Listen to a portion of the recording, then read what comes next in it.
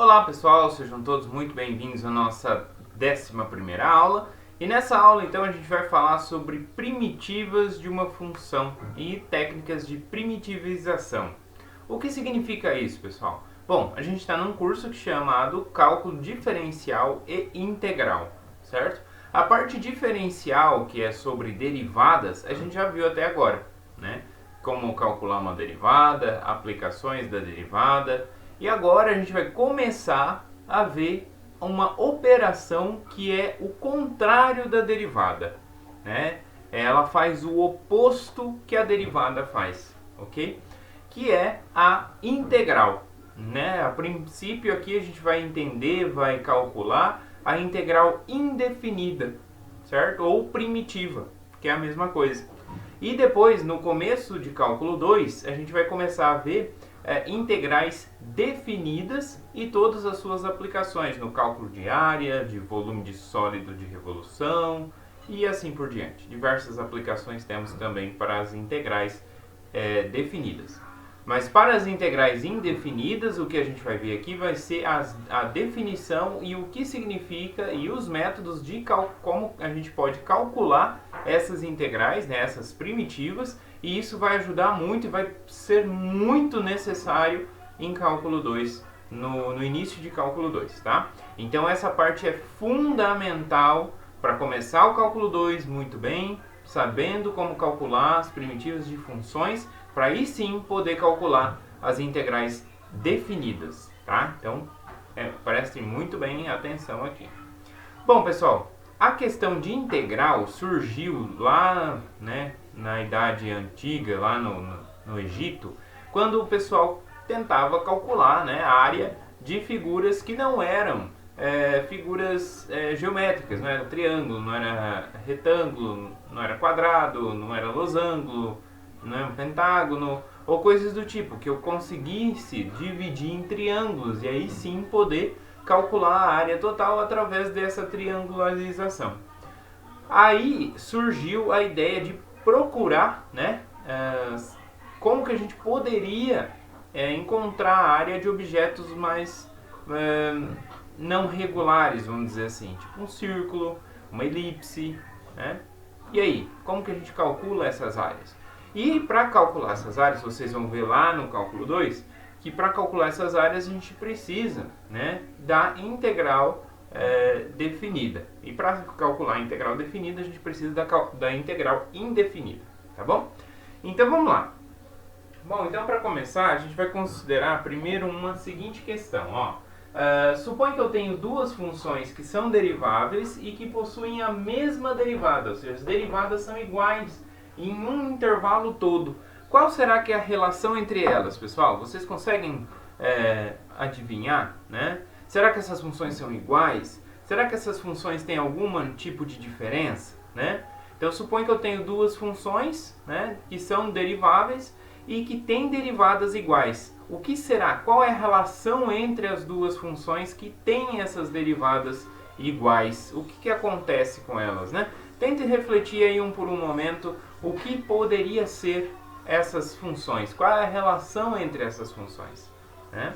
Pensou? Vamos ver a resposta então, pessoal. A resposta vai ser dada então a partir do seguinte teorema, tá? Vai ser no próximo corolário que a gente vai responder, mas a gente vai precisar desse teorema. Que ele fala o seguinte, ó: seja f uma função contínua no intervalo i, se a derivada dessa função for zero, outra coisa, né? Poderia reformular essa pergunta através de uma pergunta um pouquinho diferente. Se eu tenho uma função que é derivável no intervalo, se a derivada é zero, o que eu posso falar da minha função? Minha função é constante igual a zero? Minha função é constante? Minha função é um polinômio de grau 1, um polinômio de grau 2? O que eu posso dizer da minha função se ela tem derivada igual a zero em todo o intervalo? O que ela é? Isso que responde esse primeiro teorema, e como consequência desse teorema a gente vai conseguir responder essa questão de quando eu tenho duas funções deriváveis com derivadas iguais, qual a relação entre elas. Então vamos lá, se a derivada de uma função é igual a zero para todo mundo no interior do intervalo, né? Não precisa necessariamente os elementos da fronteira, ali da borda, no intervalo, valer essa propriedade.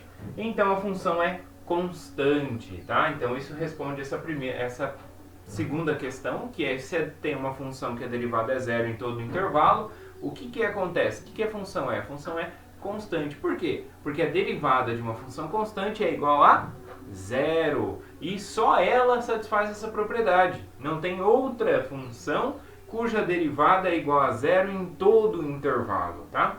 Então vamos lá. Para todo x em i. E ser uma constante. Ó, note que também é uma função contínua. Poderia ter uma função que não fosse contínua, cuja derivada ali, né, nos pontos, a derivada não iria nem existir, né? Então, para falar sobre derivada, eu preciso ter pelo menos uma função que seja contínua. Porque se ela é derivável, ela é contínua. Então, eu preciso ter a continuidade da função. Bom, então essa função vai ser uma função constante em todo o intervalo, pessoal. Por que isso é válido, né? Como que a gente consegue demonstrar esse fato? Então esse fato é demonstrado da seguinte maneira. Eu vou fixar primeiro um ponto x0 nesse intervalo, tá? E aí eu vou pegar um outro ponto x qualquer. Eu fixei um e vou pegar um outro ponto qualquer. Bom, diferente, é claro, diferente do primeiro fixado. Bom, a função f ela é contínua em todo o intervalo i. Então ela vai ser contínua no intervalo fechado, cujos extremos são x e x0.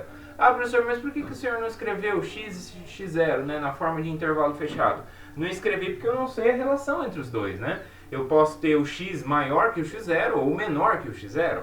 Então aí, para não ficar escrevendo duas notações, né, ou escrever coisa errada, eu só falo que ela é contínua no intervalo fechado, cujos extremos são x e x0. Bom, e além disso, ela é derivável no conjunto aberto, né, no intervalo aberto de extremos x e x0. Então, se ela satisfaz essas duas condições, ela satisfaz a hipótese do teorema do valor médio, né, que diz o quê? Que vai existir um x barra nesse intervalinho ali, no interior desse intervalo de extremos x e x0, né, entre esses dois pontos, de tal forma que a derivada neste ponto é igual à inclinação da reta que passa pelos pontos xf de x, x0, f de x0. É isso aqui que eu quero dizer aqui, né, essa inclinação dessa reta, tá? Então f' de x barra vai ser igual a f de x menos f de x0 sobre x menos x0, ok? Muito bem. Então, olha só, a gente tem então essa relação. Agora, por hipótese, a gente sabe que a derivada é zero, né, em todo ponto. Então, se a derivada é zero em todo ponto, isso aqui é zero nesse ponto x barra, porque é em todo ponto, em particular no x barra. Então, isso aqui é zero. Se isso aqui é zero e eu tenho zero igual a uma fração, bom, o de baixo, pelo primeiro mandamento da matemática, não pode zerar. Então, o de cima tem que ser igual a zero. Então, a gente conclui que f de x menos f de x0 é igual a zero. Ou seja, que o f de x é igual a f de x0, ok? E o x foi tomado qualquer, né? Então, quer dizer que o f de x é sempre igual a um mesmo valor que o f de x0. E aí é só chamar o f de x0 de uma constante c. Então, quer dizer que o f de x é igual a essa constante c para todo x. Ou seja, a função é constante em todo o intervalo